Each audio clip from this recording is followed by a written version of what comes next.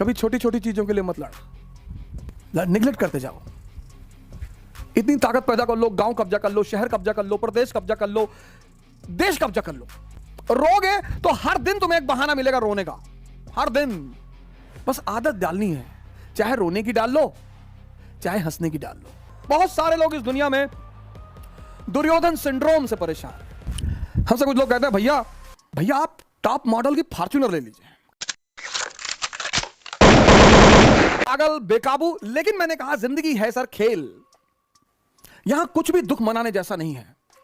हार तो तब है सर जब हम पैदा हुए थे मर्सिडीज लेके और मरे बिना मर्सिडीज के। लेकिन जब हम नंगे पैदा हुए और नंगे ही मरेंगे सर, ये जो खेल लाइफ है ना, ये जो जर्नी है, ये बर्थ और डेथ, ये जो जर्नी है ना सर, बर्थ और डेथ वाली, ये एक यात्रा है सर। आदमी यहां भी नंगा, आदमी यहां भी नंगा। जब दोनों जगह नंगा है तो अब इसको जीने के दो तरीके हैं। एक, रो रो के जियो, रोज रो रोज। ये जो 95% आम आदमी है सर, ये वही है सर, रो रहे हैं सर। जिनके पास मारुति स्विफ्ट है ना, वो फॉर्च्यूनर के लिए रो रहे हैं। जिनके पास 3 BHK का मकान है, वो विला के लिए रो रहे हैं। पागल। हमारे एक मित्र हैं, अब तो रहे नहीं, श्री SK ओझा जी, हमारे संघर्ष के बहुत बड़े साथी थे वो। उनका एक कमरा था सर 6x6 का। हम उस 6x6 के कमरे में 3 लोग सोते थे सर। हमारे पास इतना पैसा नहीं था कि हम रूम रेंट पे ले लें मुखर्जी नगर में सर। मेरी 8 बजे सुबह क्लास होती थी और अब शुरुआत में तो आपके पास इतना पैसा होगा नहीं, घर से कोई बैकिंग थी नहीं, माता जी ने घर से भगा दिया था। सिर्फ मेरे एक बचपन के मित्र हैं जिनका नाम मैं किसी दिन बहुत फुर्सत से लूंगा, पंकज पांडे जी। उन्होंने बीच बीच में बहुत आर्थिक सहायता की सर। लेकिन आप हर महीने खाने का पैसा, कपड़े का पैसा थोड़ी मांगेंगे सर। 8 बजे से लेकर 2 बजे तक होटल में, 4 बजे ऑटो से कमरे पहुंचते थे, सुबह 8 बजे क्लास होती थी सर। ये जो यात्रा है सर, अब तुम्हें डिसाइड करना है कि हंसोगे कृष्ण की तरह। इस आदमी का जीवन देखो सर, जन्म से मृत्यु तक चुनौतियां, पर आप इस आदमी को कहीं रोता हुआ नहीं पाओगे सर। यही इस आदमी की खासियत है। और दूसरी तरफ अगर आप देखो दुर्योधन, इसको बोलते हैं दुर्योधन सिंड्रोम। बहुत सारे लोग इस दुनिया में दुर्योधन सिंड्रोम से परेशान हैं। हमसे कुछ लोग कहते हैं भैया भैया आप टॉप मॉडल की फॉर्च्यूनर ले लीजिए। काहे ले ले? क्यों ले ले? पेट्रोल भराने का पैसा दोगे? बहुत हमारे सिंपथाइजर हो तो खरीद के दे दो। नहीं, आपके ऊपर अच्छा नहीं लगता। अबे हम 20 इंच की साइकिल पे चलने वाले आदमी, हम फातिमा स्कूल साइकिल से जाते थे सर। हमारे फादर तो पोस्ट मास्टर थे सर, 9,000 सैलरी थी उनकी। तो अब उसके बाद हम जो भी कमा रहे हैं वो तो हम तो बेनिफिट में है सर। अच्छा क्या नहीं लगता? गांधी जी पैदल चलते थे। मैं आप सभी मित्रों से निवेदन करूंगा कि अपने जीवन में साइकिल को जगह दे सर। अगर आपने साइकिल को अपना लिया सर, 10 किलोमीटर की रेंज में जहां भी चल रहे हैं साइकिल चलाइए सर, मस्त रहेंगे सर। और कभी आपको लगे कि मैं आपको प्रवचन दे रहा हूं, आप आइए दिल्ली और हमारे साथ साइकिलिंग करिए 60 किलोमीटर की 1 गो में।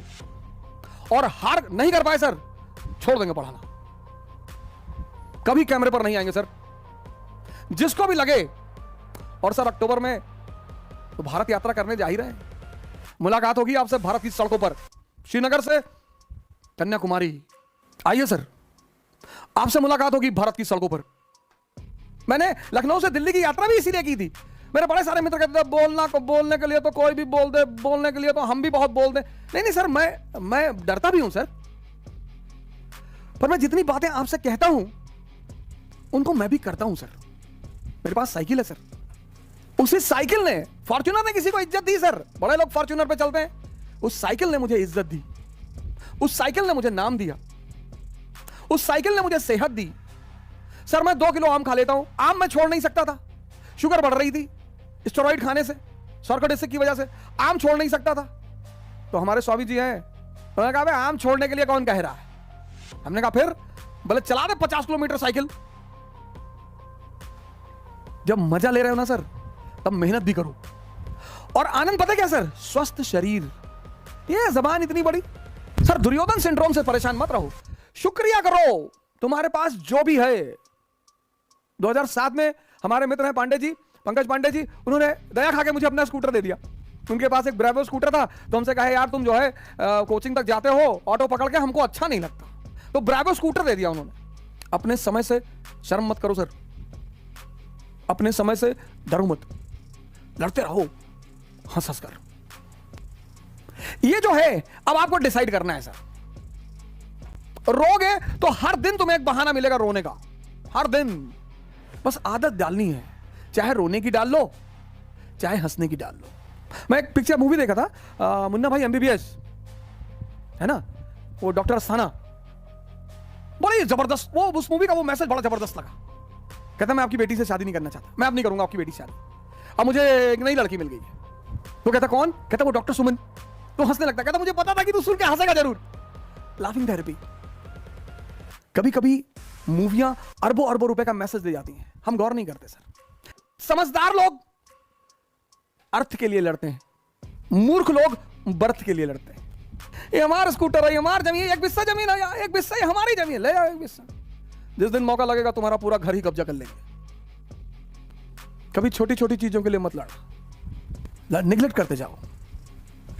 इतनी ताकत पैदा कर लो, गांव कब्जा कर लो, शहर कब्जा कर लो, प्रदेश कब्जा कर लो, देश कब्जा कर लो, और ना कब्जा कर पाओ हरिद्वार चले जाओ सर। जब कमजोर हो तो भजन करो, सुमिरन करो, ताकत बढ़ाओ। रो मत, रो मत। ये फिलिस्तीनी, ईरानी, इराकी, अफगानिस्तानी, पाकिस्तानी रो रहे हैं, हमको यहूदी मार रहे हैं। अबे तो क्यों मार रहे हैं? कभी पता करने की कोशिश किए हो?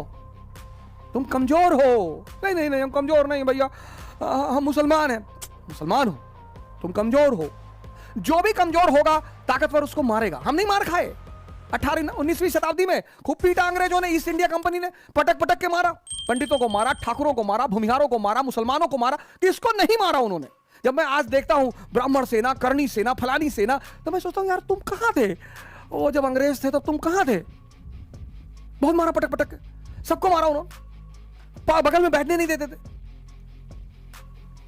इस देश के उच्च वर्ग को नीच होने का एहसास हुआ अंग्रेजी शासन में। पर सर झटके तो चलते रहेंगे सर, हार जीत तो चलती रहेगी सर, उसका जिंदगी से कुछ भी लेना देना नहीं है। तुम सिर्फ हारते ही रहोगे ना तो भी महानता की श्रेणी में आ जाओगे कि बंदा लड़ता रहा अंत तक।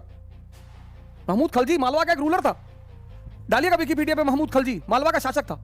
वो जिंदगी भर लड़ता रहा। कहते हैं उसका जो निवास स्थान था वो युद्ध का मैदान था, कभी गुजरात कभी राजस्थान, हमेशा तलवार लिए खड़ा रहे। आओ आज आप डालिए क्लास के बाद महमूद खलजी मालवा, हमेशा सर वो तलवार म्यान में रखा ही नहीं बंदा, कभी लड़ता ही रहा। उसको भी हिस्ट्री में लोग जानते हैं। रंजीत सिंह नहीं लड़े ईस्ट इंडिया कंपनी से, पंजाब के शासक थे Ranjit Singh, second largest army in Asia. आलू छीलने के लिए आर्मी बनाए हो? सेकंड लार्जेस्ट आर्मी, फौज खास, तोप रखे हैं। अपनी बिटिया की शादी में लगाओगे? ये सब क्यों बनाए थे? फौज खास। लड़ना चाहिए था ना। जब सेकंड लार्जेस्ट आर्मी थी तो एक टेस्ट अंग्रेजों से कर लेते। नहीं लड़ा अंग्रेजों से बंदा, हालांकि महान आदमी है, ग्रेट रूलर है 18वीं शताब्दी का, लेकिन उसकी गलती है कि ये बहुत बड़ी है कि उसने अंग्रेजों से लड़ाई नहीं लड़ी। लड़ना चाहिए था। अंग्रेजों ने कहा सिर्फ सतलज के इस पार नहीं आओगे, कहा नहीं आएंगे भैया। लड़ना चाहिए था। वही अंग्रेज, वही सेना उसकी जानी दुश्मन बन गई उसके मरने के बाद। जिंदगी में दो काम करो, एक युद्ध एक प्रेम। जिंदगी में दो ही चीज देखो। लोग कहते हैं जो प्रेमी हो जाते हैं वो युद्ध नहीं कर पाते, बेवकूफ प्रेमी है। खूब युद्ध करो। कोई आ रहा है, कोई जा रहा है, कोई छोड़ रहा है। आजकल तो मैं युवाओं को देखता हूं बड़े डिप्रेस हो जाते हैं, सर हमारी गर्लफ्रेंड हमसे बात नहीं करी, दूसरी बना ले। अरे सर कैसी बातें कर रहे हो? कैसी बातें कर रहे हो? हम उसको प्यार करते थे। तो तुम्हारे माँ बाप तुमको करते हैं ना? हाँ, तो प्यार करने वाले लोग हैं ना तुम्हारे पास। हाँ, तब काहे मरे जा रहे हो? तीसरी बना लो, चौथी बना लो, पांचवी बना लो। जो भागे उसके पीछे मत भागो सर, नहीं तो जिंदगी भर पीछे भागते रह जाओगे। जो भी तुमसे कहे अब तुमसे बात नहीं करेंगे, रखो रखो फोन, रखो फोन, रखो फोन, रखो, नेक्स्ट दूसरा लाओ भाई। छोड़ दें सारी दुनिया किसी के लिए, यह मुनासिब नहीं महत्वाकांक्षी लोगों के लिए। भाई माँ बाप तो वही है ना, उनसे ज्यादा प्रेम कौन करेगा? हाँ, वो अगर आपको छोड़ दें तो चिंता का विषय है सर, तब तो दुखी होने का विषय है सर। लड़की ने छोड़ दिया, लड़के ने छोड़ दिया, कोई फर्क नहीं पड़ता सर, अगर महत्वाकांक्षा है। अगर आप खुद को बेवकूफ बना रहे हैं बहुत फर्क पड़ता है सर। पैन स्लाविज्म मतलब अखंड सर्बिया। इन्होंने कहा हम अखंड सर्बिया बनाएंगे, जैसे हम अखंड भारत बनाने के फिराक में है, और इंशाअल्लाह हम जरूर बनाएंगे। अखंड भारत के सिवा कोई चारा नहीं है सर। सब लोग जितने बाहर हैं इनको आना ही पड़ेगा। आखिर तुम्हें आना है, जरा देर लगेगी, आना तो है सर। ये मैं सतही तौर पे नहीं बोल रहा हूं सर, इसके पीछे बड़े गंभीर रीजन है सर। आना तो है सर, जाएंगे कहां? मजबूरी है सर, विश्व का समीकरण ऐसा बन रहा है, भारत की स्थिति ऐसी बन रही है, बहुत अंधेरा छा रहा है भारत में। जितना घना अंधेरा छा रहा है ना सर, उससे ज्यादा चमकदार उजाला होगा, यह तो होना ही सर। अमेरिका पैदा हुआ 1787 में, यूनाइटेड स्टेट्स ऑफ अमेरिका। हम पैदा हुए 1947 में, उसके यहां भी अंधेरा छाया। 1860 में सिविल वॉर, 73 साल बाद हमारे यहां भी अंधेरा छा रहा है, 73 साल बाद। और उस अंधेरे के बाद जब अमेरिका में उजाला हुआ, सुपर पावर उजाला होगा सर, बहुत नई शक्तियां पैदा हो रही। ये अंधेरा जरूरी था लोगों को ठोकर देने के लिए, जरूरी था जगाने के लिए।